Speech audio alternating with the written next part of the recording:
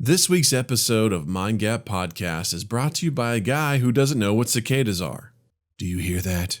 The trees, they're screaming all day and all night. When I get close to the trees to investigate, enraged winged insects fly at me. I don't know what we did, but Mother Nature is obviously super pissed. Everyone else on my street seems to be ignoring the battle cries of the trees with their headphones. But I refuse to be ignorant to the impending attack from the plant kingdom. I bought a chainsaw from Home Depot and have invited my asshole neighbor who replaced his lawn with AstroTurf over to hang out in my driveway as a way of baiting the trees to attack. Once the fighting starts, I'm gunning that chainsaw and I won't stop until there's nothing but splinters on the ground. Pray for me and pray for humanity. The fight has begun. Hey dorks, just a quick message reminding you to head over to twitch.tv/mindgappodcast and give us a follow. We live stream when we record our new podcast episodes, and we're live streaming video game sessions on Saturday nights at 8 o'clock p.m. Central Time. We're playing super rad stuff like Among Us, Keep Talking and Nobody Explodes, Jackbox games, and Tabletop Simulator. Come hang out and play along with us. That's twitch.tv/mindgappodcast. Good day to you, friend. On this week's episode, Justin shares his thoughts on his recent D&D board game experience and then busts out a list of movie sequels that came out much later than the original. We're talking 10 plus years. We then talk about how the delayed release affected the overall story and whether it was still relevant or if it was just nostalgia fueling the movie. So dust off your VHS copy of your favorite childhood movie, rewind the tape because you're an awful person who never rewinds after watching, and get ready to face your nostalgia in episode 250 of Mind Gap Podcast. Mind Gap Podcast.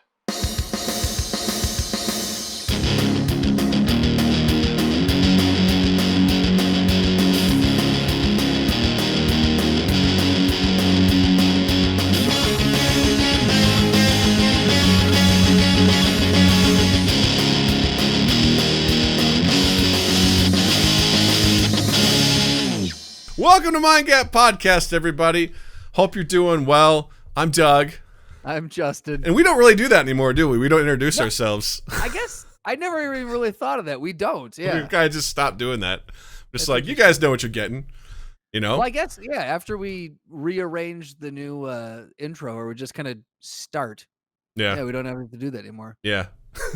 And at this point, too, 200-something episodes in, people should know. 200-something. You know This is episode 250, man.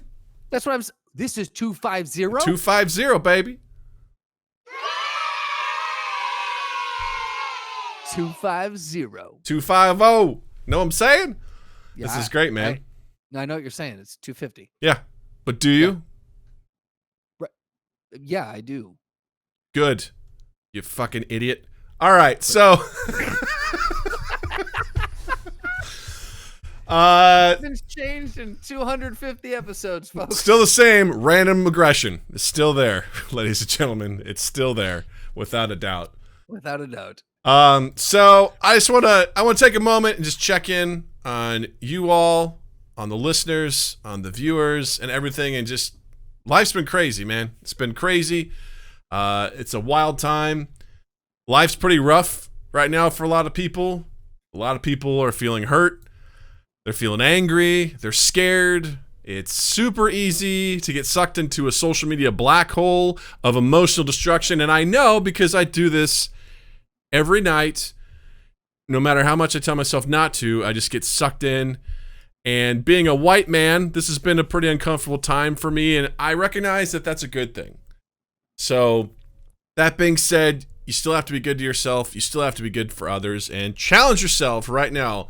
Our challenge to you is to listen, show compassion, and practice empathy, and make sure that we're being good humans out there, because it's a wild time, and it's a great time for us to grow. It's a great time for us to achieve some wonderful things. So, I hope you all are doing great. I hope you all are staying safe. I hope you all are having some tough conversations and having some tough opportunities to reflect on yourselves, because I know I have. And I had some rough days, but when I look at it, I'm like, this is good. I need to do this. I need to have these moments. So, how have you been doing, Justin? Good. I mean, about the same. Like I've been taking a very, very severe break from social media because again, kind of where we were last week. I didn't want to cloud the waters, and I just wanted to listen. I wanted to hear the conversations that were being had, and I thought it was important for me to just shut the fuck up for a while and listen and learn and figure out, and without really having anyone explain it to me, just listen to the conversations being had and kind of educate myself. So I picked up some literature, some good books. I'm very hopeful that that it doesn't seem like it's quieting down. I feel like people are. It at least hopefully seems at this point that people are kind of understanding that this is not just a this news cycle thing, that the conversation needs to continue on. So I'm just hoping that people do, like you said, have those hard conversations. There's been a few times where, even recently where I've had to be like, something came up and I'm like, yeah, I have to, no, we can't, that's not going to fly. We've got to rethink how we're going to do that. There was a project that was being worked on, and I uncomfortably stood up and said, hey, look, this element of this doesn't feel right. And everyone else was like, didn't think of it that way. And I honestly didn't know how that was going to go. And it helped me feel comfortable for the next time to be even more comfortable to speak up. So I feel like I'm falling into a nice little groove, and I just hope to see everything continue. That's awesome. Similarly, yeah. I mean, I don't want to get too much into it. I don't want to give too many details, but I had someone I knew from a long time ago reach out to me, and they were sharing some information with me that I did not agree with. And normally I just kind of like brush that off and be like, why rock the boat? But I felt compelled to have I think it was a polite discussion about where I'm like, I don't think this is what you think it is, sort of situation. And I literally skipped out on a meeting to have this conversation. I was like, nah, this needs to take place. Like I can't let this go. So and that's the way I look at that, is like, those are the kind of conversations I need to have moving forward. I'm a typically not rock the boat kind of guy. I'm like, if those situations come up, I'm not going to, rip off my shirt and put on my gloves and pull out the knife from my boot. But I need to essentially be like, I'm not going to let stuff like that just slide on by. I have to make sure that I'm like, you should consider being compassionate and practicing empathy. So that being said, I hope you all are safe. I hope you're all taking care of yourselves. I hope you're taking care of other people. It's a weird time, but again, I think it's needed. And here's to hoping that we're all gonna get a little bit better out of this. So yes. With that, let's transition into a little bit of news. We've got a couple new pieces of merch out there, ladies and gentlemen. We've got very excited, very, very excited, because we have a I Will Haunt Your Butt t-shirt now available on the Mind Gap store. That's at teespring.com/stores/2E8. That's the number 2, the letter E, the number 8. It's an adorable little ghost who says he's going to haunt your butt. Available now. And then we also have a retro Mind Gap podcast logo t-shirt. So that's available. If you're on Twitch, just head down to the panel at the bottom. You can find them all listed there. Available unisex t-shirts as well as ladies t-shirts. So very cozy stuff, which my wife, Jill, she got her t-shirt the other day, which is pretty cool. If you guys want to see what it looks like, go to our Insta Media page and check it out. There's a lovely picture of Jill modeling the shirt for everyone. Yes. She said it was very cozy, and she wore it all day instead of just taking the picture and ripping it off. So and then going, get this uncomfortable piece of shit Get this scratchy piece of shit off my body, all right? I did my due diligence. Now get it out of here. So very excited about that. And I have ideas. I've got another idea for another one that I'm very excited about that I didn't actually get to tell you before we went on the air. Yeah. So, guys, I don't know anything about this, so yes. Yeah, I'm just as in the dark as everybody else. Super excited to share that one with you. And then also, just a reminder, we've got the video game live stream this Saturday, 8 p.m. Central Time, and we're doing another round of Jackbox games, but this time we're doing Jackbox Party Pack 3. If you hung out a couple weeks ago, we dove into a little bit of Quiplash 2. We're going to be playing that, which is essentially a faster version of Joke Boat. It's really, really good. That sounds horrible. No, it's great. It's really, really fun. Actually won a round. I'm proud of myself. Way to go, Doug. Boo, boo, boo, boo, boo, boo. Chelios was there. Jervis was there. We all had a really good time. So stop on by for that, and there's a couple other games in there that are interesting to check out. So Saturday, 8 p.m. Central Time. And speaking of the video game stream, we just did a very fun one recently, last Saturday, and you, sir, were one of the stars of the show. Justin participated in the Dungeons & Dragons board game fantasy adventure that we played on Tabletop Simulator, and I just want to give you, sir, a round of applause. Hit that applause on the old soundboard, because you, sir, not only were you kind enough to participate, but you did a really good job. So kudos. Thank you very much. Tell everyone how it went. I got to give all the credit in the world. Well, first off, you did a fantastic job of setting it up and making sure we felt comfortable and giving us tutorial. For those of you who don't know what goes on behind the scenes at Mind Gap Podcast, Doug is a very benevolent God. He gifted us 2 tutorial sessions, because 3 of the 4 people who were on this campaign, is it a campaign? Did I use that? Yeah, right? It's a campaign. Sweet. 3 of the 4 people who were on this campaign had never played before. So brand new. And Doug scheduled 2 separate hour-long tutorials to walk us through, make sure we had no questions, to let us get all the bullshit out of our system so we would behave and act properly on the stream. We did all right. You did great. And I also got to give massive credit to Eric. Like because I was... Let me tell you, from my perspective, I've never played Dungeons & Dragons before. So this was my very first just dipping my toe into what Doug calls D&D light. For the record also, I am incredibly intimidated for regular D&D, because if this was D&D light, fuck me. No. Yeah. I mean, Chelios can attest to that. She's a part of my Dungeons & Dragons group that we do weekly. It's a lot. I just remember, because what'll happen is Dungeon Master will describe a scene, and and he's like, all right, now what do you want to do? And it's like, I just felt over and I'm like, well, what can we do? What are the options? Like, what are we supposed to do? And Chelios says it's all about the DM. It's just like, I don't know, man. Like, I don't know what I'm supposed to be doing. And then, then you get, and not to mention, then you get into combat, and combat is just, it's wild. It's really wild. And just understanding, like, what's there, what works, what doesn't, what you should be doing, what you shouldn't be doing. It is a lot. I feel much more comfortable with it now, but this, at least, it's a board game for those of you who aren't familiar with it. And essentially, everything's pre-generated for you. It's a very linear path.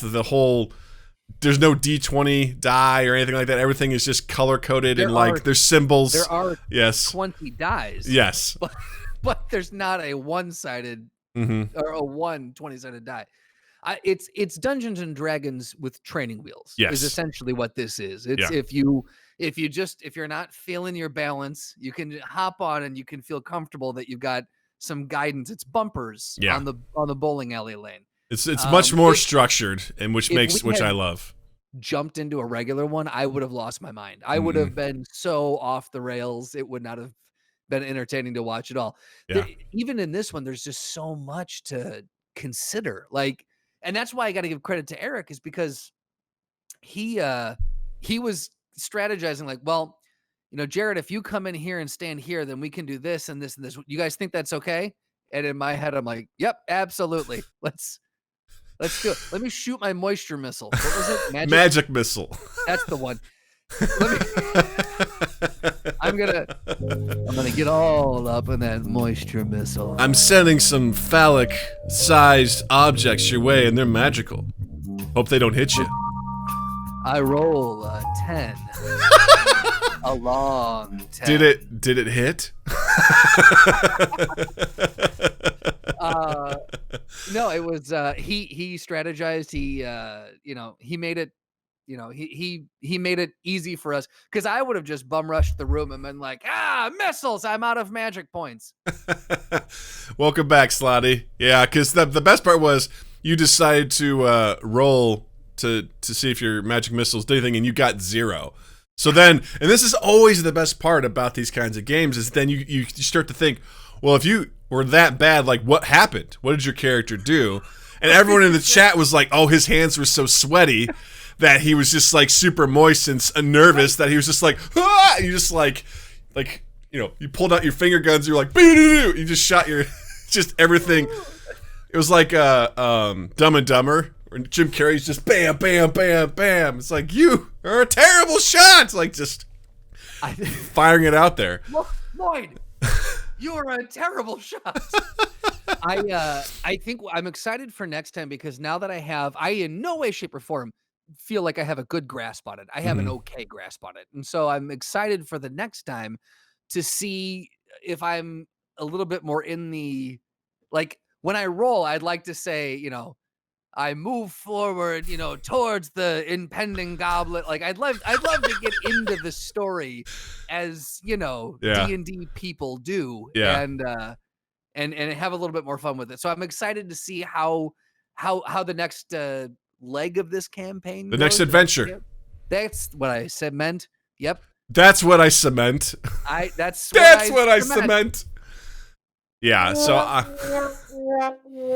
had a blast. You guys were wonderful, and you guys are very, and my favorite thing too is Eric has experience with just a lot of role-playing games, so he was so politely just sort of guiding you guys.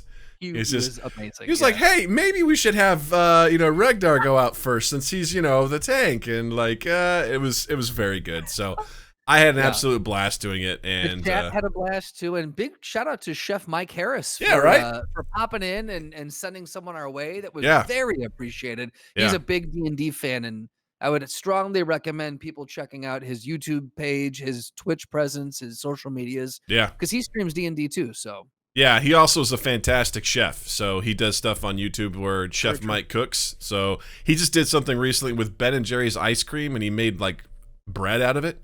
Ice cream bread. It looked amazing. So yeah. So woof inflation sure hit the sit-up button hard.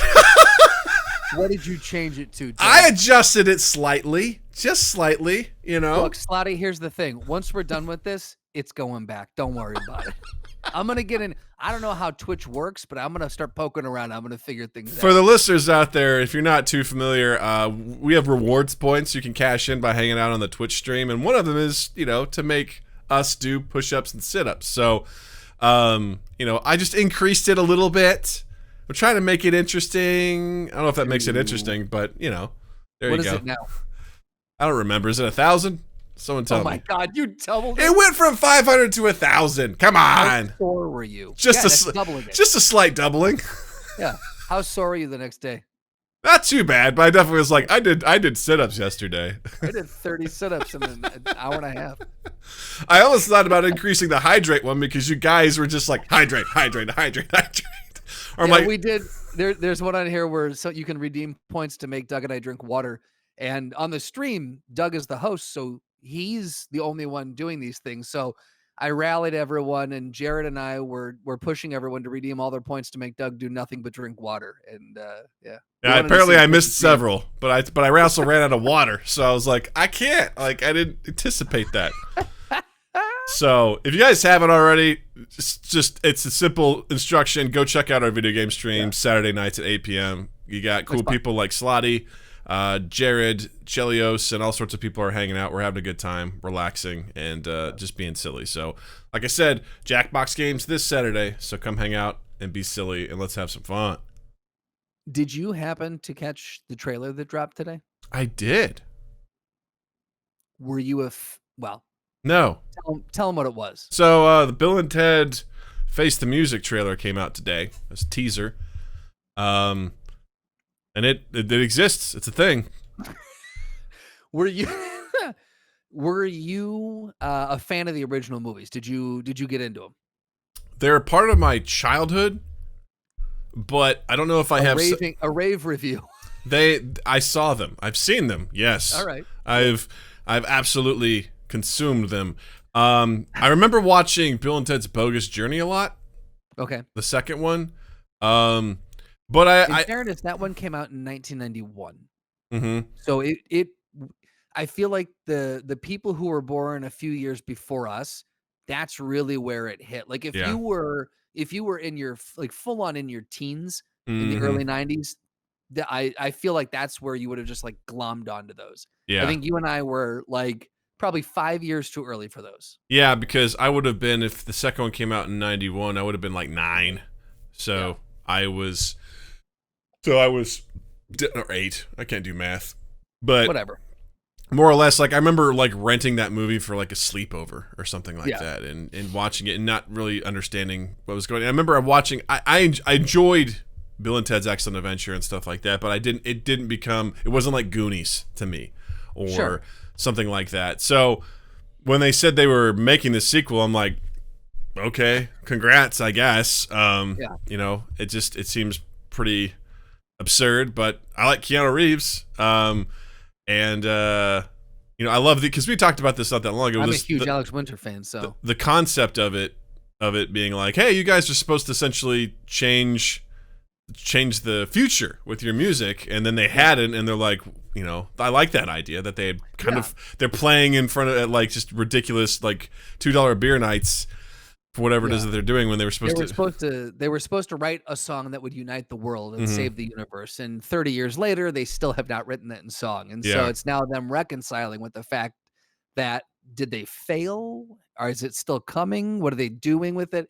So like, oh yeah, initially Doug and I were talking about how they were like, well, do we make it where they, fall out of friendship and find their friendship again? Is it over a woman? Is it over a whatever? Mhm. And I think we were in agreement that taking it from this route is a very unique look at, a buddy, because most buddy movies like this, it's about the friends either fighting over someone or falling out of friendship and finding that friendship again. And this is a completely building off the history of that franchise, which is a unique idea. Well, and I like that because I want to bring this up again because I think it's really important.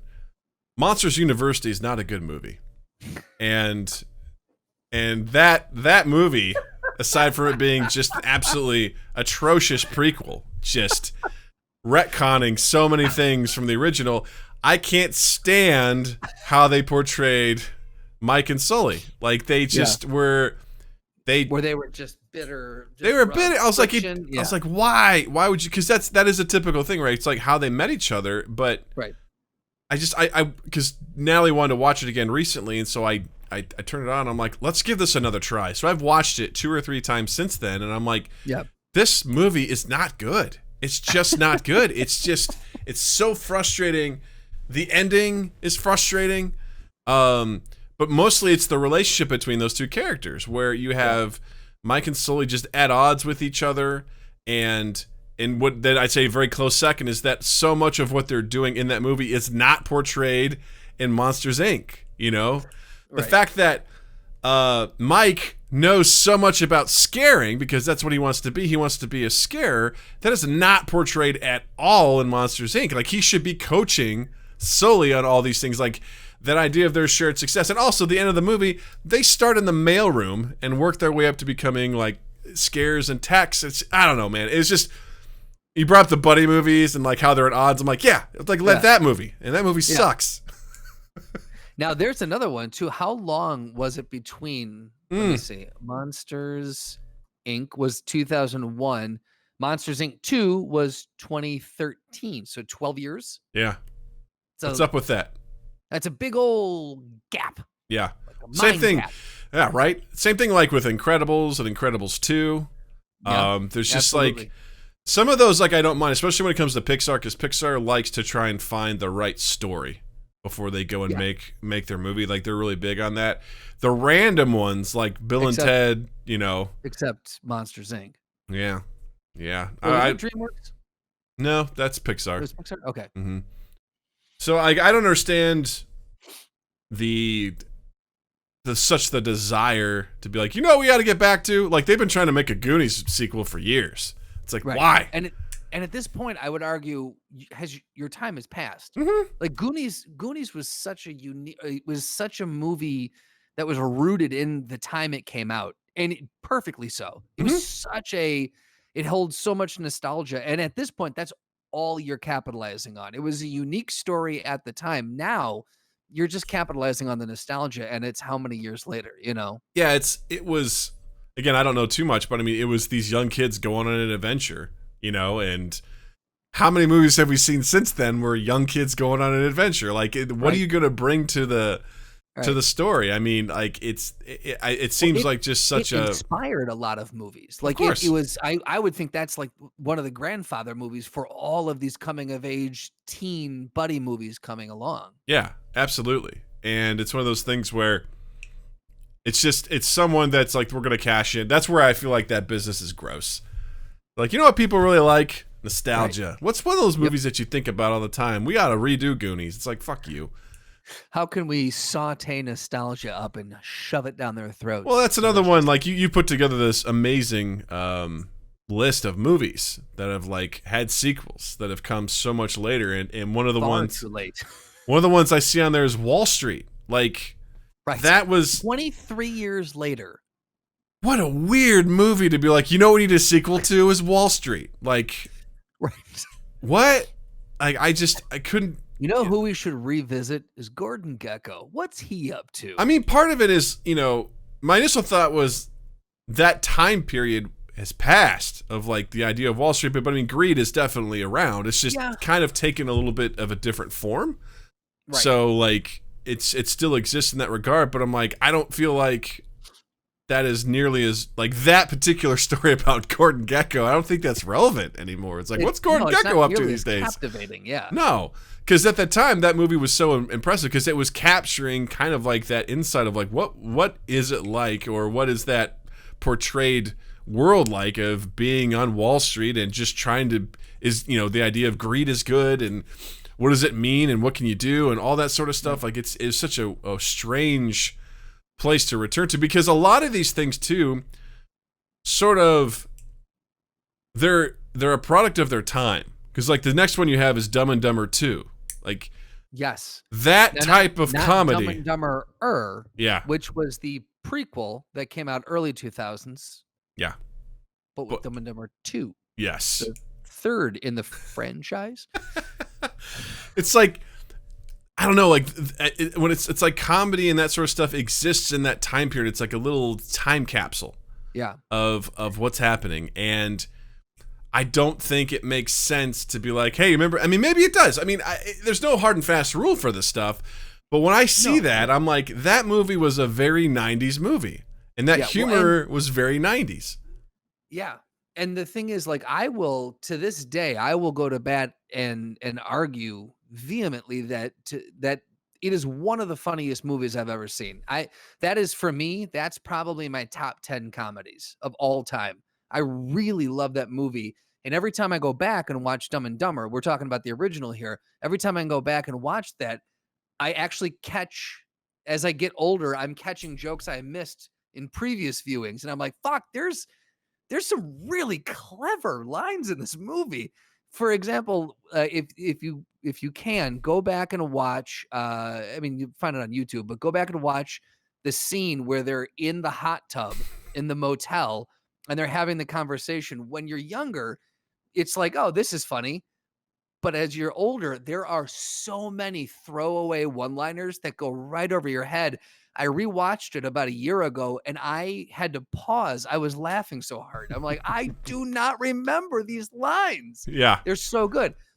And then, 20 years later, 2 decades later, a generation later, you have these two guys coming back so visibly much older, still doing the same comedy. And it's just retreading all the tropes that they knew. And it just, you looked at it and go, you don't need, like, you're not saying anything new or funny. It's how close can we get to replicating the jokes we had, not what's the funniest thing we can write. And I think that's the difference with that for me. Well, I think that's what's tough about those kinds of movies too, which is why I tend to shy away from some of the comedies. Is like, it's not grounded in any way, shape, or form. That is just bonkers. And there's a place for that sort of stuff, right? Like those kinds of comedies. But nowadays, as an adult, I don't gravitate towards the insane. Like, I find real world application of things much more entertaining and much funnier. Like a lot the of Avengers. Well, exactly, or Judd Apatow films, right? A lot of his stuff has it's firmly rooted and grounded in something, and it's like, oh, that's entertaining because I know that guy. And again, Dumb and Dumber was a hilarious show, a hilarious movie for me. Like when you brought up one of my favorite scenes in there is the hot tub scene, because one of the throwaway lines is she wrote me a John Deere letter, and I remember my dad laughing his ass off because I didn't get it at the time. I go, what is that? He goes, it's supposed to be a Dear John letter. It's like, it was a thing that people would write. And just so, she wrote me a John Deere letter. It's like, what the fuck? These guys are so dumb. Like, it's just completely absurd. But again, just referencing, Harry or Lloyd, you're alive and you're a terrible shot. Or the whole, like, what are the chances of you and I? It's like, 1 in a million. He's like, so you're saying there's a chance. Like, just... Right, exactly. There's so many great things that these guys are so oblivious.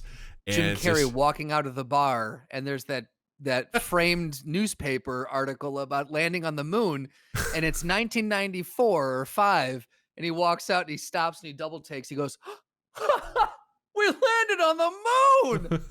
Wow, and he's so impressed. Again, this guy is so clueless. And it's of that time, the height of In Living Color and the height of the Chris Farley, David Spade era of SNL and all that kind of humor, the Seinfelds, and it was that kind of absurdist humor, but trying to set the absurdist humor in reality, and there were so many things that were battling that line, and it worked then. Yeah. And we're in such a different place now. Like a lot of our movies have gotten The Dark Knight and so much stuff has grounded these superhero movies and these other things in, it's like, well, what would this look like if this really happened? Because you think, that's a good point. Because you have a whole new generation. You have a whole different group of folks that have lived through different circumstances, where I tend to look back in the 90s, and my perspective is like that was a very positive time in the sense of like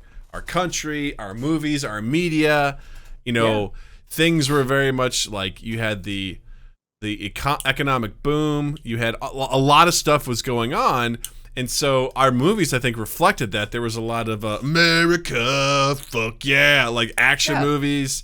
Look at any of the action movies, like the over the top sequences they had, and everyone was like the guys, people running away from the explosion in the theaters going, yeah, that's my hero. Yeah. And there was just a lot of that sort of stuff. And then and that stuff was born from that time. So then going to the next one on your list, like Indiana Jones and the Kingdom of the Crystal Skull, like that. This one hurt more than any other one on this list, because growing up, I wore my VHS out of Indiana. I loved Indiana Jones so fucking much when I was, that was my movie. Yeah. Like some people are like Star Wars, Indiana Jones were my movies.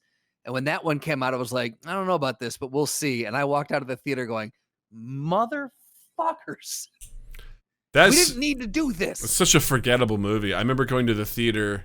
Ironically, Shia LaBeouf was in both Money Never Sleeps and Indiana Jones Kingdom of the... I'm seeing the fucking trend, Shia. We find one more and we've got ourselves an unequivocal problem here. Is he going to be in Bill and Ted? I don't know. Maybe. All right. We'll see. We'll have to keep our eyes out. But I remember going to that movie because I went with my mom, my brother, and Jill. And I just remember just being like, this doesn't feel the same. It doesn't feel the same. Right. What was it? I think part of it was there was some CG in it. And there's been some I'm sorry. Do you want to amend Those monkeys weren't real. It was just such a... Well, first of all, it had aliens in it. So let's start there. Weren't real. Let's start with the fact that it ends with aliens. Like, that's the thing. Like... Never. What is it? A Mayan or Incan temple completely uproots itself. Ugh. Yeah, not good. Shia plays a young Rufus, says Gerbus. Sirloin says the ants. Thank you, Sirloin. That is a fun bit right there. Just thank you, Sirloin. That's all I want. I want that as a soundbite. Thank you, Sirloin. Thank you, Sirloin. It's just it was such a tough thing because again, I remember how I felt. I went to see Last Crusade in the theater when I was a kid. Like, did you really? Yeah, I remember seeing all that sort of stuff, and then again, movies built and done at a different time and place. It's hard to capture. That's why I think Star Wars has struggled a lot, you know, or trying to recapture that magic of what it like, what that is and what it is. And we've seen it through different decades of how it's changed, right?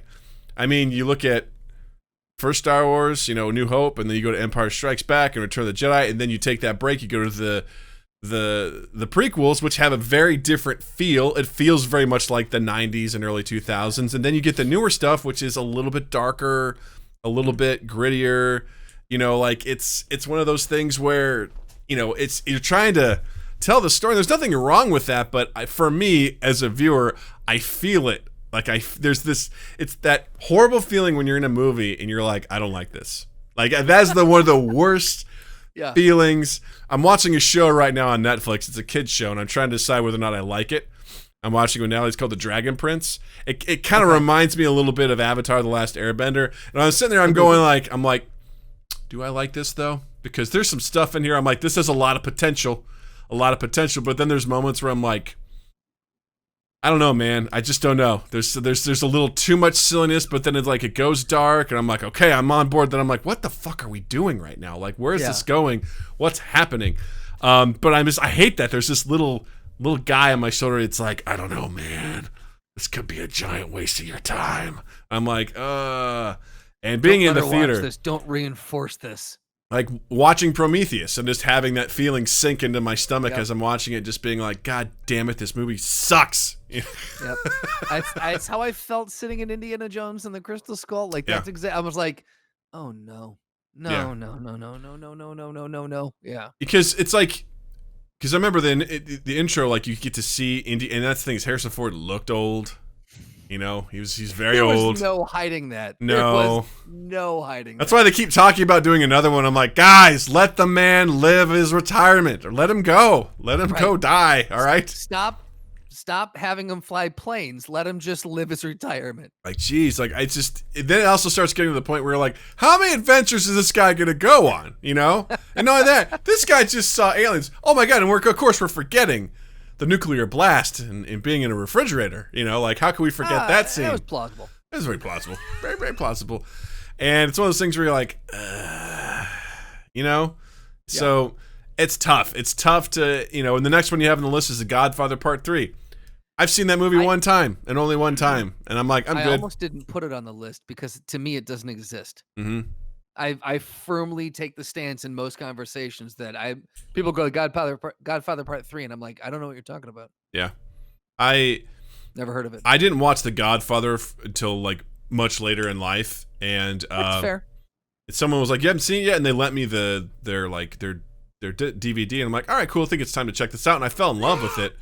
You know, Indiana Jones and the Medicare Part B. Indiana faces his greatest adventure yet, traversing the United States medical system.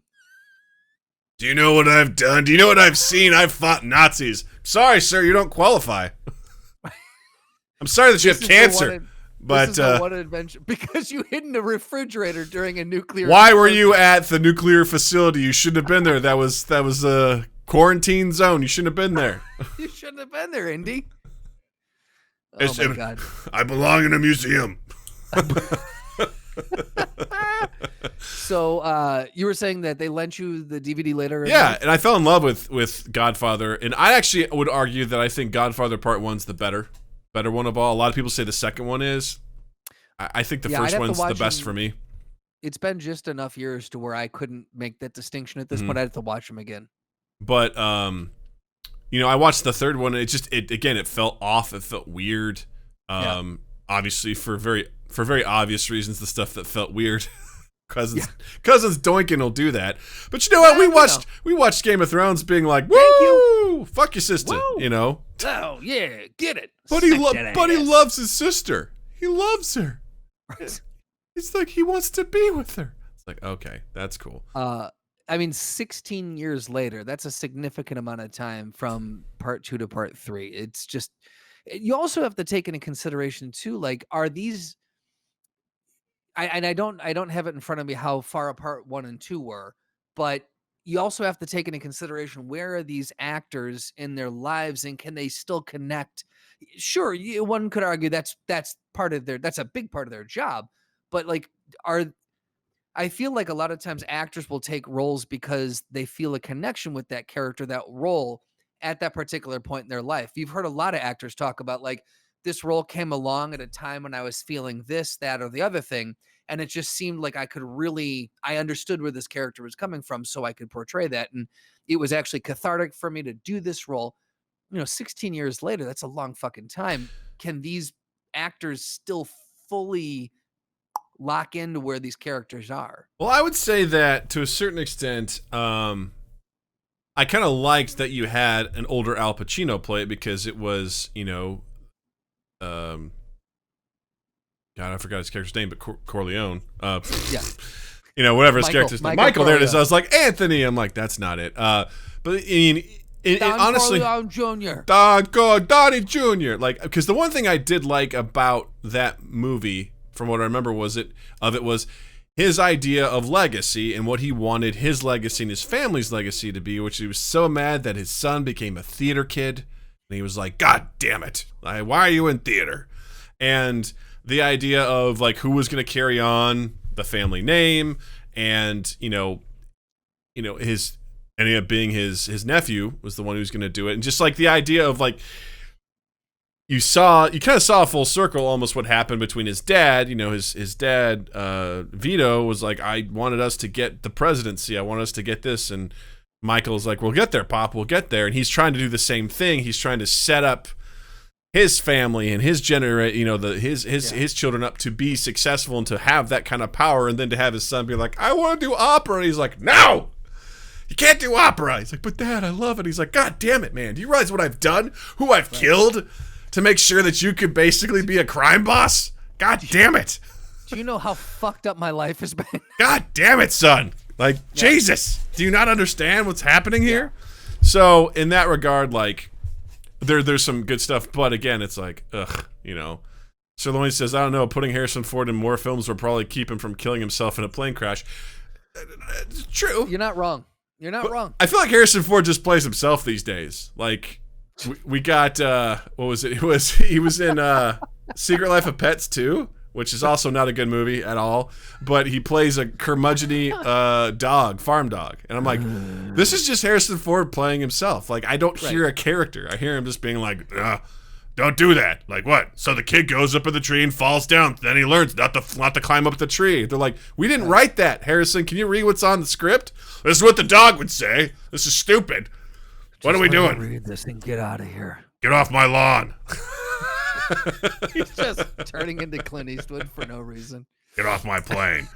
Off my plane. Just the only thing that really makes me happy is just I know how much he doesn't like Star Wars. So the fact that when they finally killed him, I'm sure he was like, woo! But then he came back again for the 9th one. As soon as I saw him on screen, I'm like, oh man, how much do they have to pay him to show up for this? Because I was like, half the budget. I was like, I know he did not want to come back. Like, you just know he's like, no. If I can pull a quote, just when I think I'm out, they pull me back in. Because I was like, oh shit, they had to fork over a lot of it. Like, it's only going to be one day, Harrison. Just one day. No action, no running. You literally just have to stand and talk to your fake son. That's all we have to ask you to do. Fly a plane?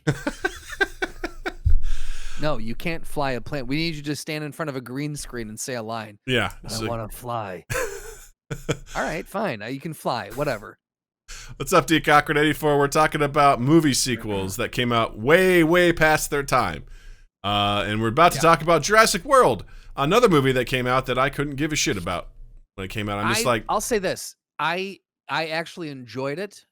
I think Jurassic Park 2, Jurassic Park 3 were shit movies. Mm-hmm. 1 was the only real, like, wow, this is amazing. The first new one, the first Jurassic World. Yeah. I enjoyed that one. Again, I was like, all right, yeah, we're making a genetically hybrid thing to make it scary, big teeth, whatever. I get it. It's okay. I enjoyed it. It was a good. Camouflage. It's Camouflage hell. dinosaurs. It was a good popcorn movie. Past that, it was for me. It's 1 and 4, and that's it. Mm-hmm. Well, this is what I love about D. Cochran 84 is this is the practical stuff that I really get into. He's like, let's be honest, who the hell would insure a new Jurassic Park? And that's really what my problem Obviously, it's farmers. It's AIG, baby. We've seen this, so we insure this. I look at that and I see, when I saw the obvious story, which was we did it again, and it also went tits up again. Daisy. I was like, cool. Didn't we already do this? Like, I mean, we're pretending that we're like, yeah, all that stuff happened before, and we're doing it again. And in fact, it's canon, and these people are still going to make the same mistake again. It's like, ugh. Yeah. In their universe, they know the mistakes that were made. And they did them anyway. Because why not? Because money. I don't know. I was just to me, I was like, ah. And the thing is, I love Jurassic Park. Sleeps. we're gonna tie all of these together. Like the first movie is very special to me. I remember going to see that one in the theater, and Slotty says the state of Florida would do it. Yep, that's very true. And you're right, D. Cochran. Now that you mention it, we do kind of do things on repeat as a people. We absolutely do. But it's one of those things where, as far as the story goes, I'm like, you guys literally told this like 20 years ago, and we're doing it again. It's Star Wars, though. Like, that's the same thing happened with Star Wars. Yeah, unfortunately. Right, but I mean, I think that's the other thing is that when you're gonna have something come out so far removed from the previous one, or the last well-respected one of the series. I think the only thing you can do, especially when there's been some stinkers in there, is you're like, well, let's go back to the thing that worked. Let's try to at least maybe we can tweak it to make it feel new again, but let's just relay the same groundwork because we know that that's a tried and true formula. Which is a great segue into the next movie, which is Terminator 3, Rise of the Machines. And I mean, 12 really, years after the previous one. I mean, we could really just say Terminator in general. I mean, that just constantly is. I mean, whenever Terminator pops up, I'm just like, cool, a machine is hunting somebody. Got it. Right. Just convoluted. And I mean, Jesus, I mean, you want to try and draw the diagram of the time loop and whatever they've done.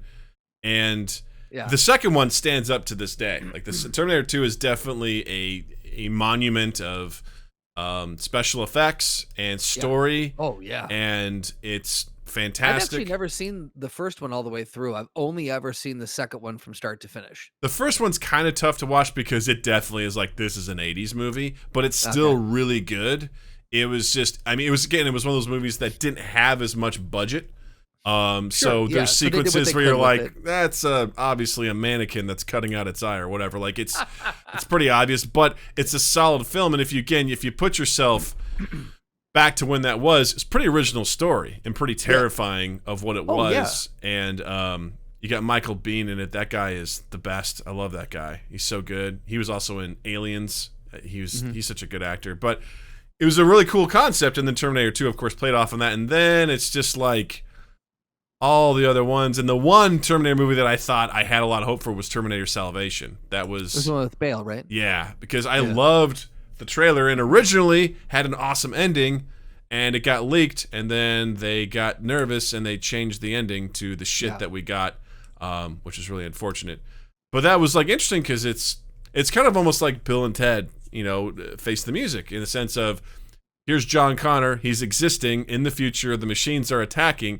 And it's like John Connor's supposed to save us, but we're getting our asses kicked. What's going on? And it was kind of cool. Yeah. It was kind of cool to be like, oh, this is the story about John Connor in the future. That's a really cool thing. And it just examines the idea of what it's examining the idea of the prophecy. Yeah. The prophecy was John Connor was supposed to save us. And we've seen this canon. We've seen this thing happen through all these movies, and now we're going to go, okay, well, let's question, why do we keep having these movies? And it kind of takes a look at itself. And yeah, exactly. Like the idea is fresher, if you will. Which, by the way, I hate a movie with a prophecy. That's one of my favorite lines is in the Lego movie, where right out the bat, Morgan Freeman's character is like, there's a prophecy, and Will Ferrell's like, oh, great, now there's a prophecy. Like, that sums up how I feel when it's like, there's a prophecy that's written, and I've seen it, it's written in fate. I'm like, I don't give a shit about your prophecy. It just seems like a giant cop-out. But to answer Jervis's question, when he said, wait, what was the original ending for Terminator Salvation? Originally, what was going to happen is that John Connor was going to die.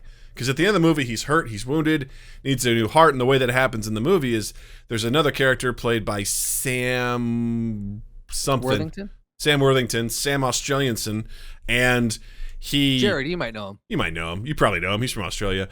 And he's actually half man, half machine, and in the movie, he sacrifices, he gives his heart to John Connor, so Connor can live. And then, in the original ending... John Connor was supposed to die, but Sam Worthington's character was going to take his skin and put it on him, and he was going to be John Connor, which I was like, whoa, wait, that's amazing. Like, because who would have thought that a machine would have been the thing that was leading the resistance? But the machines were going to flip a switch, turn him bad, and he was going to kill everybody. Essentially, I think what that did was that would kind of kill the whole franchise altogether. But I love the idea of that. That's risk-taking. And about as risk-taking as you can get in a blockbuster movie, right? 100%. Yeah, I would 100% agree. You're literally, you found a way to organically change canon. Yeah. Like without full retcon. Like you're weaving it into the fabric of the story. That's very hard to do in a very bold move. I didn't necessarily like the fact that the machines would have won, but I love the idea that John Connor, the reason why John Connor was so awesome was because he was part machine. Like that to me was like, that's why John Connor was able to lead them to success, because there's actually a machine in human skin. He understood everything because he's part machine. I was like, that is like, oh, that's so cool.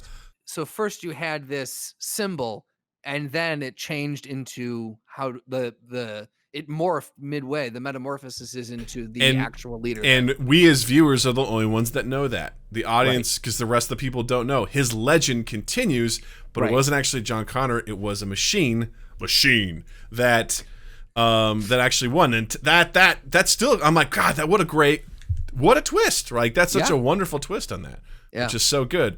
But then, of course, you go back, continuing on with we've got a formula, we're going to do it. Scream 4.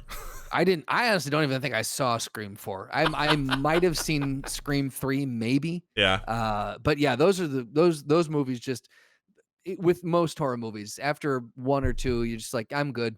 Well, the first one was so unique, in a sense of. Again, we keep hitting that point. Mm-hmm. These movies, when they first come out, the first ones are very unique. Mm-hmm. They're breaking some new ground somewhere, some new idea. Yeah. And because that one was unique because it was like there were 2 bad guys. Like it was like, wait, what? And it was unique, and I still didn't understand. And they were the good guys up until the point they were the bad guys. Yeah, yeah. It was, I don't know. It was very, and then that story I know just got convoluted because it all was because the main woman's mom was a whore apparently that slept around, and everyone hated her because of it. I don't know. Yeah. It was just like, okay. That old chestnut. That old. That's a typical, trope. Main character's mom's a whore, and then everyone hates her because of it. The 90s, am I right? Oh, boy.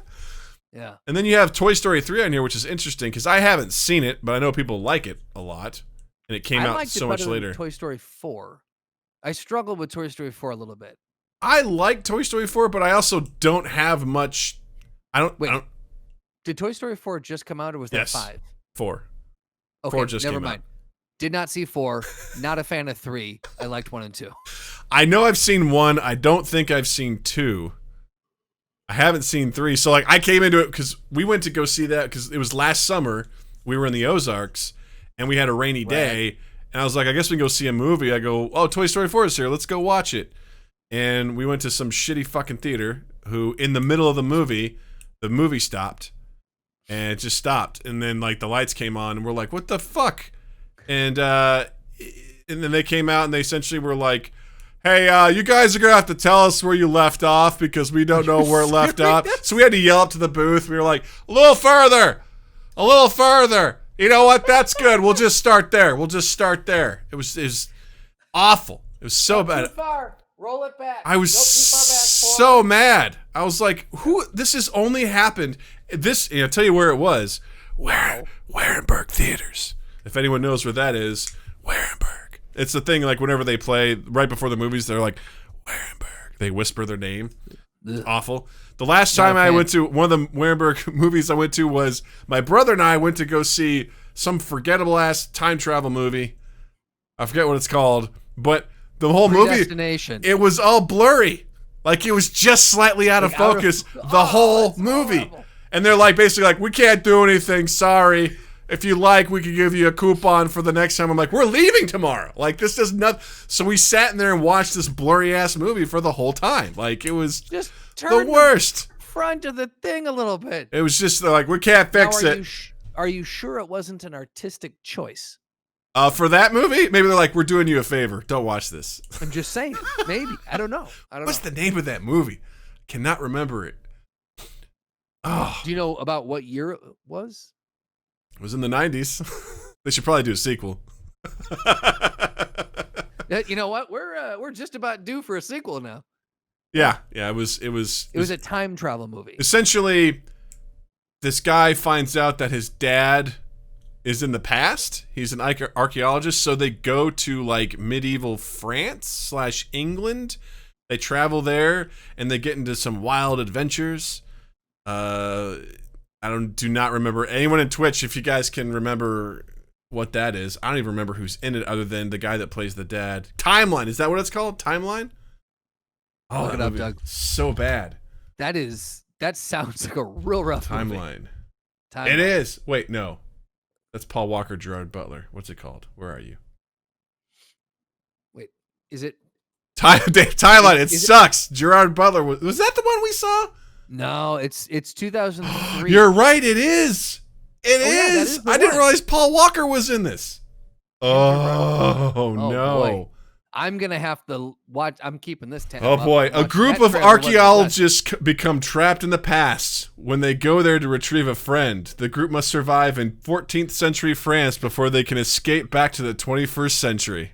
I remember this. I never saw it, but I do remember the trailer for this when it came out. Oh, gross. Oh my God. Guys, good news. It's on Hulu if you have a subscription. And if not, you can do a free 7-day trial. So get on that. Oh, man. Tell us how it is. It is not good. Oh, my a group of archaeologists and combat experts led by Chris Johnson and Kate Erickson use a 3D fax machine to time travel back to France in 1357. Do they fax? Like, do they go through the machine? How did they? It's 3D, Justin. It's a 3D fax. Oh, I'm sorry. You answered my question. In hopes of retrieving Chris's father, Professor Edward Johnston, and returning safely to the present. No such luck. Fending for themselves against marauding hordes of medieval French warriors at war with the invading British, these semi-intrepid travelers find their body count rising, and the deadline for their return home is rapidly approaching. Oh, boy. Oh, boy. That's a big oh, boy. So Slotty goes, so Stargate? Apparently, multiple people have read the book in the stream, though, so they're saying the book is worth the read. I can't remember That's who wrote on the Mind Gap Book of the Month Club. Yeah, right? Go read Time Travel Timeline. Time Travel Timeline. Time Travel Timeline. Time Travel, Timeline. Timeline. The sequel. Do you think that movie was built around some company? Like IBM was trying to make a 3D fax machine, and they're like kind of similar to what was that movie that was made? Jurassic Park. Right. Where they were like, we can pull DNA out of fossils and make dinosaurs. The movie that was made strictly around, we had talked about it a while ago. It was made strictly around merchandise. It was a toy company that made the movie. Disney? Yep, that's the one. I mean, which movie? I mean, take your pick. No, there was a movie that I think Rob brought it up on the last time he was up here. there was a toy company that basically they were responsible for a specific movie being made, and I cannot remember what it was. And later it came out that it was. It doesn't matter. Fuck it. Let's move on. Moving on. Next up, we've got Men in Black 3, which that was a decade after the last one. Yeah. That's a big old. I remember going to see the second one with my dad. My dad really wanted to see it, and I was like, "This is not a good one. That's for sure." And then I saw this one. I'm like, again, Men in Black is a very 90s movie, right? That came out in the 90s. So. Like that was, here come the Men in Black. Like it was. It came out in 98. That is yeah. such a quintessential 90s movie. And it fit so perfectly into that pocket, right where it came out. It was like, this is the movie this is right what it needed to happen. Yeah. I love it because right now the chat's talking about if we were to go back even 100 years, it'd be nearly impossible to talk to someone due to slang and connotations with certain words. And not to mention, I've said this before, you wouldn't be able to eat anything because the bacteria back then would ravage your system. You would have if it didn't kill you. 100 years. You would, if you went back to 1357, you would just be 100, Doug. I'm saying he's talking that even if we go back 100 years, you couldn't communicate, let alone going back to the year 1400. I can communicate, see?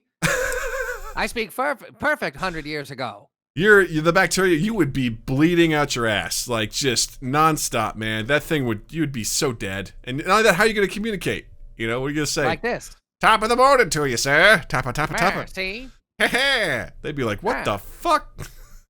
I don't know. Can you deep fry that steak? Meh.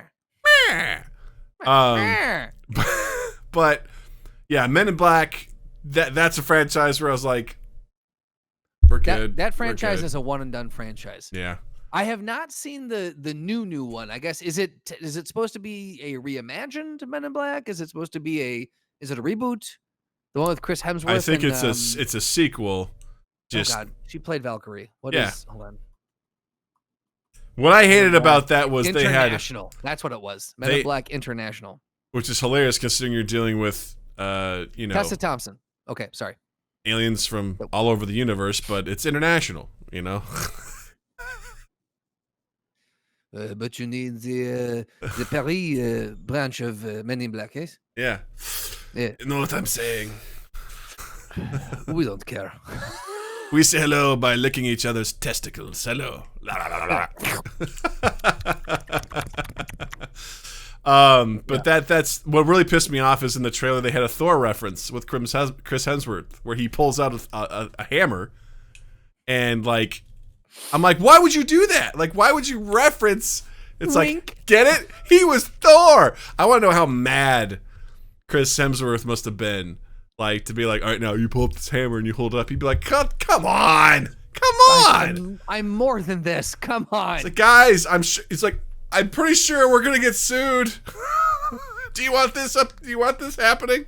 I don't. Disney's too busy. They're too busy. Disney's too busy to pay attention to anything like that. Look at that. I think that was a Sony movie too, wasn't it? They're you like, know what? It might have been. Like, you know what? You guys have fun with that, okay? Sure. Have fun with it. Yeah. Sony's like, oh, we got him good, right, guys? We got him good. Right, boss?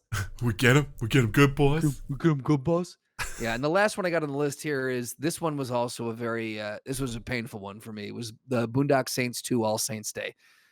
Boondock Saints was coming in, through high school. Like we just binged that movie all the time. Any chance we got, we would get together and we would watch that movie over and over and over again. And we were always like, oh, they should make a sequel. It was so good.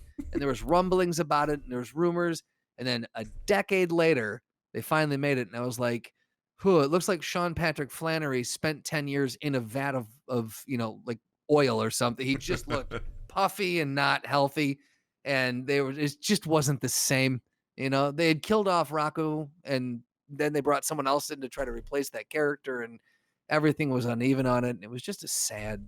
Have you ever seen either one of those? I saw Boondock Saints, I think, in college, and I was so excited for it because everyone was always talking about it, the prayer and stuff that's done, and I think Eric, actually, he and I used to play World of Warcraft, and he would before he assassinated people as a rogue, he would type that out, and his character And would Shepard's say that, we and then shall be- he'd start stabbing him from behind. And so I was like, oh, this sounds so cool. And I watched the movie, and I guess my expectations were just off from like what I thought the movie was and what it was going to be. I remember watching it being like, what the fuck is this movie? Because I thought these were like two legit, like badass action heroes, but they're kind of like a bumbling fuck ups who get into trouble. And then I don't know, man. It was just not. I wouldn't say they're bumbling fuck ups, but they're not your polished. They're two people who take up the role of vigilante in their small area of Boston, and basically are like, we're just gonna kill as many crime bosses as we can. And it's not clean, it's not pretty, but it's. I would say the thing is, if this were to go down, it would probably look more like that than it would like it was more. I liked it because at the time I guess I wasn't able to put my finger on it, but I'm like, oh, this is indie filmmaking essentially. Like this is very low budget. They did what they could with it, and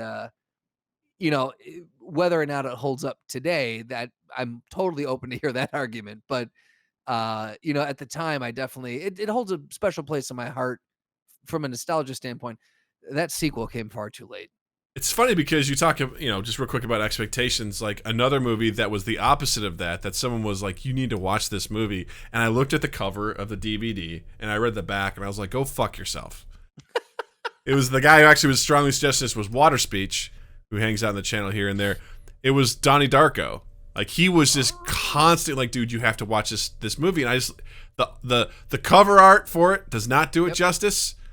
And it was just like Jake Gyllenhaal holding an axe. I was like, what the fuck is this? And it's like, he sees a bunny, and the bunny's telling him the future. I'm like, this is the dumbest fucking thing I've ever heard. I watched the movie, and I was like, whoa, this movie's heavy. Like, this is crazy. And I was completely enthralled. I was like, this movie's amazing. Like, their marketing department did a terrible job. Like, just with this. It's not good whatsoever. And I just remember the longest time he was like, dude, please just watch it. I was like, go fuck yourself. I'm not watching it. Like, this seems like a giant waste of my time. But one of the things I regret, taking so long to watch, I was like, ugh, that's actually pretty good. Yeah. But go ahead. I was going to say, let's bring it back to Bill and Ted Face the Music. Yeah, well, I was gonna say there's so many that aren't even on this list. Like there's Blues Brothers 2000, there's Crocodile Dundee, Los Angeles. There's Clerks 2, there's Rocky Balboa, there's all the Die Hard, there's Rambo, Tron. I mean, the list just fucking goes on. You know what pisses me off about Tron? Like Tron Legacy. Mad Max Fury Road, which that one was all right. That one was pretty good. You know what pisses me off about Tron? Is that Tell me. Tron is just such a... He's barely in the movie. Tron is a character, and he's barely in the movie. It's like this movie's named after this guy who's not in it. It's like, what the fuck? Like, I liked Tron Legacy visually. I liked the soundtrack and everything about it, but I was like, where's Tron? Like, I remember watching the original Tron movie as a kid and not understanding a goddamn thing that was going on. All I knew was the games that they would play in it because there was an arcade game at our Pizza Hut with Tron where you could do all these things. And so, like, I knew I have references for I was like, I didn't realize till so much later that the main character, Jeff Bridges, wasn't Tron. That Tron was actually a separate character, a side character in the film. And so, like, when I was like, when they were redoing this, I was like, oh, this looks amazing. It was beautiful. And I was like, this will be interesting. And then all of a sudden you're like, oh, wait, by the way, there's Tron. I'm like, why is this movie called Tron? Like, he's not in it. Like, it's so weird. Practical Doug came out and he's like, this doesn't compute. I'm like, wait, what? This is so strange. And it's been so long since this other movie's come out. I'm like, I don't remember the backstory or anything. I'm trying, but I don't get it. There was one other one on this other list that I found that I didn't even remember. It's the oldest one that I've seen thus far. 35 years between the original and the sequel. 35 years. Blade Runner 2049. Ooh, yeah, interesting. Have you seen the original Blade Runner? I have tried so many times to watch that movie, and I just don't. Like, I've started, and I'm like, and for whatever reason, I like Ridley Scott. Yep. I like Harrison Ford. I like James Edward Olmos. I like Rucker Howard. I love all that sort of stuff. But I was just, for whatever reason, whenever it was on, I was just like, I'm out. And I would just peace out. And when they're like, Blade Runner 2049 is coming out, I'm like, I have no interest in watching this. Like, cool. Because I didn't want, I'm like, nah, I'm good. I don't need to watch it, So I think it's funny that Harrison Ford keeps getting dragged into remaking these movies so many years after, and he's just like, I'm an old man, I just want to rest. Well, and not only that, it's like Ridley Scott, I saw something the other day, it's like he has ideas for more Alien movies. I'm like, just stop. Put it down. Put it down right now. Just stop. Like, that franchise has been diluted to hell. Like, just stop. Like, no more. Please, just come up with something new. Ridley, you have to have more ideas. Come on, man. Come on. Slotty says, turns out Harrison Ford is shit with money, so he can't say no. You got to buy fuel for that plane, man. Yeah, right? You got to buy fuel for that plane. Yeah, so, but again, bringing it back to Bill and Ted. So Bill and Ted Face the Music. Yes. 29 years after Bogus Journey, which is a weird one. A very weird one. What do you think? What do you think is it something that's going to be kind of like these other ones where it was like, or do you think it's going to be something that recaptures us again? No, I don't think it will be something that recaptures us, because what they're going to try to do, I think, unfortunately, they're going to try to kind of litter it with cameos. People are going to show up and go, why are they in there? And it's very similar to, have you seen Get Shorty? No, but I've seen the sequel. You've seen Be Cool. I have seen Be Cool. So I fucking love the movie Get Shorty. It's such a fun movie. Be Cool, all I could see was, I'm like, why is Steven Tyler here? Why is this person here? Why is this person here? You are wrecking all of this. You are shoehorning these celebrities in there. You're ruining all this. He's not even playing himself. Who? Why? What? Why is John Travolta here? And I mean, there were moments in the sequel which were good, but I feel like they tried to do something with the same idea, and they didn't. I think it's going to be the same thing with this, is that because it deals with music, they're going to get rock stars who shouldn't be acting, and they're going to get pop icons that years from now are going to be a dated reference. And I just don't think I think they're going to really try to force everything in there. Now, I'll say this. Could it be fun? Sure. I'm sure it will be like, well, that was amusing. That's fun. I don't think it's going to be as big of a smash as a lot of people are hoping it will be. Well, because also, first of all, Slotty says hologram George Carlin, or we could just, let's just cast George Carlin. We have the technology, We can do it. We can do it, man. While we're on it, let's just do James Dean. Let's bring him in. Yeah. Let's get him some more roles, under his belt. Improve that IMDb a little bit. But, I think Bill and Ted are also such a product of that time period with the way that they speak, which was common in the 80s and the 90s with that, what is it? The Valley stuff. Valley, yeah. Wild Stallions beat Nickelback in a battle of the bands is the conclusion, says Slotty. Look, here's the thing, Slotty. I wouldn't be mad at it. I'll just say that. I wouldn't be mad at it. I think you said on something, too, which is we shouldn't be expecting Oscar-worthy film here. This is going to be silly and fun and everything like that. But I think if you go into it with that, you're going to be far better. I think that's what people are expecting. But for me, it's something that just feels out of place in this time period. To some, I mean, again, I think I can definitely look at the whole, hey, you were supposed to do something great. How come you haven't done it yet? As we're aging, I can definitely be like, oh, have I done something great yet? And these guys are like, you were supposed to be awesome, and now look at you, you're playing for $2 beer night for 40 people. Like, what happened to you? So there's definitely some stuff that I can connect with there, but in general, it's one of those things where I'm like, I don't know. Yeah, I'm not going to rush to see it, because again, I don't think it's something that I'm super into still, or really have much of a connection to anymore. So You don't want to make this our first out of quarantine outing together, to go see this? That's first person in line. Dude, I'll come out to you. If you're coming out to me, we're going to go watch Tenet. That's what we're going to do. We're not watching that. Tenet's going to be garbage, by the way. Bill and Ted all day. All right. Well, okay. I I don't know what to say to that. Don't know what I don't know what to say. I was gonna say we'll see, but I'm like, I don't have a dog in this fight. Like, it's subjective, like as to what's good, right? Oh, we'll see about that. I'm gonna do what I can to make sure that this happens. I'm like, what am I gonna do? Like, no. Like, I'm gonna be on Rotten Tomatoes as soon as I'm allowed to be writing those reviews. All 4 of my accounts. All 4 of my accounts. I'm passionate about this. I'm gonna round out that curve. I do think there's one plot point to the Bill and Ted story, though, that I do think is interesting. Mm-hmm. And it had to do with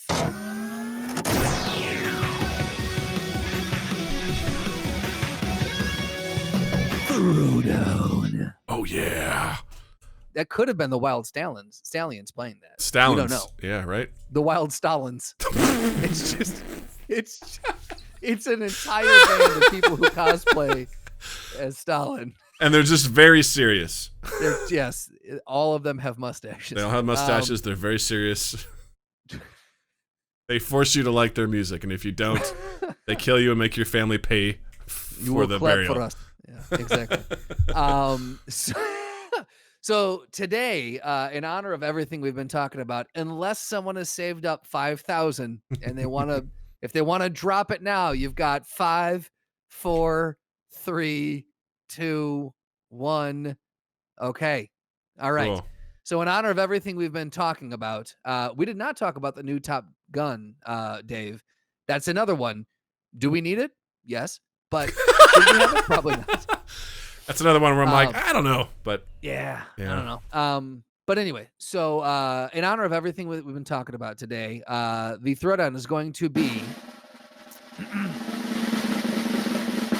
Bill and Ted versus Lloyd and Harry. Ooh, It's from Dumb and Dumber versus Bill and Ted. I feel like my instinct is Bill and Ted. Because while they're not the brightest, I mean, we've seen Lloyd's capacity to kill. His aim is terrible. Like, he doesn't understand what anything is. Now, they have but they have left the wake of bodies. They have sheer dumb luck on their side. Like, sure, the god of fortune definitely, favors them. And in a lot of ways. So that's definitely in their favor. But I feel like, Bill and Ted have survived going back in time. They captured Genghis Khan. They survived the medieval age. Like, they were crafty enough to get in and out. I don't think we don't necessarily see them kill anybody, but I feel like they have more of their wits about them. The Cochrane 84 says Bill and the Dumb and Dumber guys are capable of killing by accident, not intentional. Bill and Ted have never shown a killer instinct. They also have showed intent to kill, too. They've accidentally killed, but they have also showed intent to kill. Slotty says, does Death get to tag in for Bill and Ted? They did show intent to kill, right? Because he does come in with a gun, so I guess that's there. But who's the? Because they also fight against their robot selves, in Bogus Journey, It's very true. They survive hell. They go to hell and make it out. That's got to count for something. In his dream, Lloyd did rip a guy's heart out of a chef's heart out of his chest, put it in a doggy bag, and gave it to him. Dave says, to be fair, Bill and Ted have John Wick, so. I'm tired of John Wick swooping in and just settling all throwdowns. All right? I'm tired of this shit. Oh, man. I feel like the fact that they've gone to the otherworldly areas. They've gone to other time periods. They've literally gone to hell and back. Yes. They outwitted death. They beat death. They beat death at multiple games. Yes. Mind you. Yeah.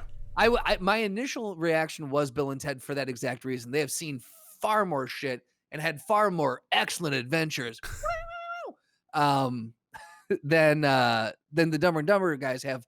While Dumb and Dumber has killed and has shown the intent to kill, and do have dumb luck on their side, I definitely think regrettably, I do have to give it to I think Bill and Ted. I agree. I think they're the winners. And also, it just John Wick. I mean, you can't. I love that. If D. Cochran 84 says, "I wish John Wick had shown up in the portal scene in Endgame." Oh, absolutely, yeah. There's a cut of that. Yeah, you've seen the memes, right? Yeah, where it's just like they're like they made Thanos kill a dog. It's like, what was that? Like, yeah, you'll see. Oh, no. Well, also too, if they can get that telephone booth to travel not just in history, but if they can jump dimensions, theoretically they could jump dimensions, grab John Wick, and bring him back. And that's all I'm saying. It's possible. It's possible. So are we saying Mr. Bill and Ted for the win? Yep, Bill and Ted for the win. Bill and Ted for the win!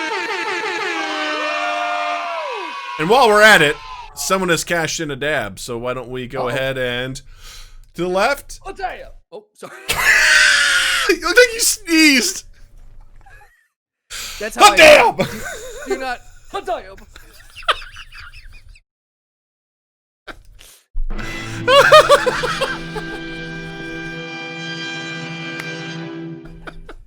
And that, ladies and gentlemen, is how you close out a show. There it is. There it is. Woo! That was fun. So good to be back. So good to be hanging out with you guys. Justin, what do you got to recommend this week?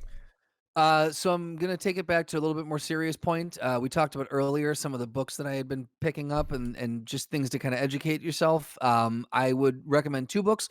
One of them is titled White Fragility, Why It's So Hard for White People to Talk About Racism by Robin J. D'Angelo. And the other one is called The Torture Letters, Reckoning with Police Violence, specifically in Area 2 of Chicago.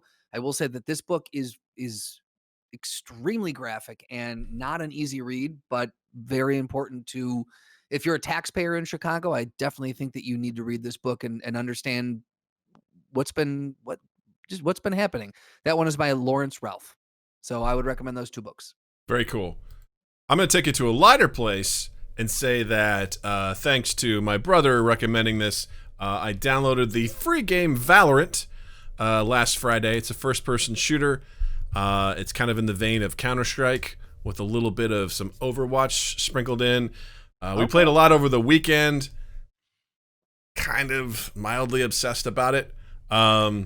And who knows, maybe it'll pop up in a video game stream. Who knows? We'll see. Boy. I'm just that's a pretty competitive game. I don't want to be like, hey, watch me suck ass for a 40-minute round. Like, enjoy. Doug, I've watched you suck asses before.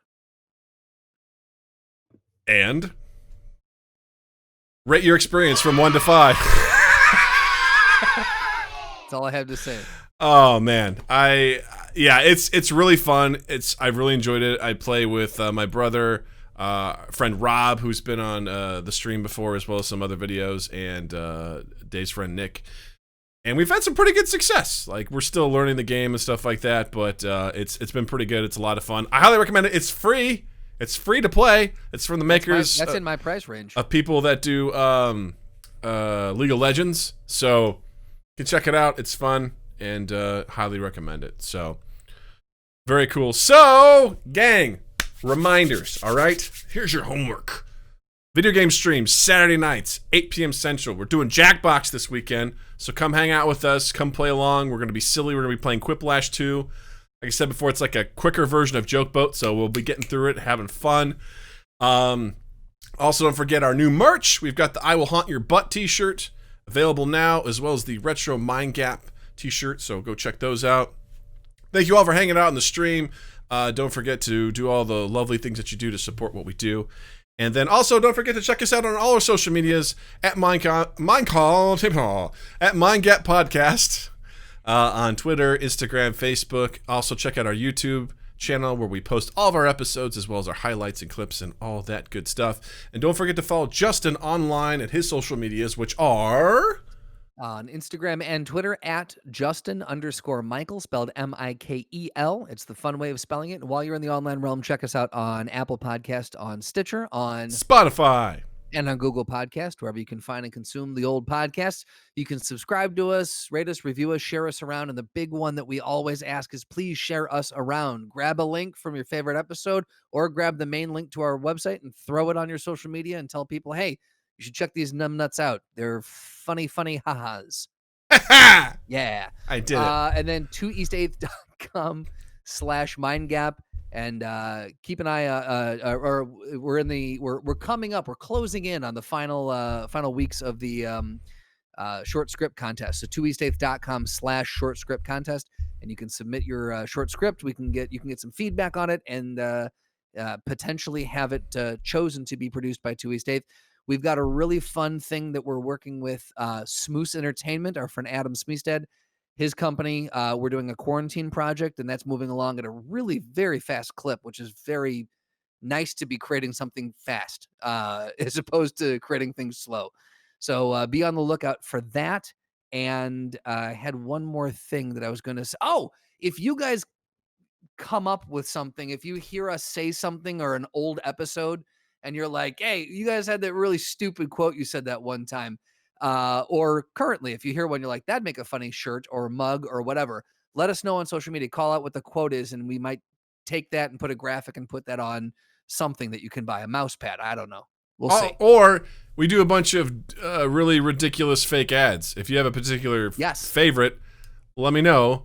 I'm going to try and design. I got one I want to design right now that is going to be almost like an actual like company logo that I'm gonna try and put and throw on there. So if you have one in particular, someone suggested the mouth water one that I did a long time ago. We've been doing these for over a year. I don't even remember all the ones that I've done. I know we did like the Cult of Jim Varney. That's about the only one I really remember off the top of my head. Gorilla Juice, I think, was one. Like gorillas smash their own orange juice, the pulp. I don't know. I made a lot of dumb shit. We need to man. go back and document some of these. Part of me was thinking I should write these down as we're doing them. It'd be useful. But I'm like, I don't even remember all the ones I've done at this point. So, but if you have one, do that. And also, special shout out to our friend Drew Dole, and he now has a child. He has a baby boy. Very proud of him. Very happy for him. He's been hanging out here quite a bit. Maxwell Daniel. He's a cool dude. He's a father now, so shout out to him. Good dude, and all that sort of stuff. Congrats to Jamie as well. Oh yeah, of course. She did the work. So she did the work. Yeah. So thank you all so much for this. So thank you, listeners. Oh, thank you, Twitch. I fucked it up again. And thank you, Justin. Hey, thank you, Doug. You all be awesome, stay safe, be compassionate, be empathetic, and have a dandy fucking week. Mind Gap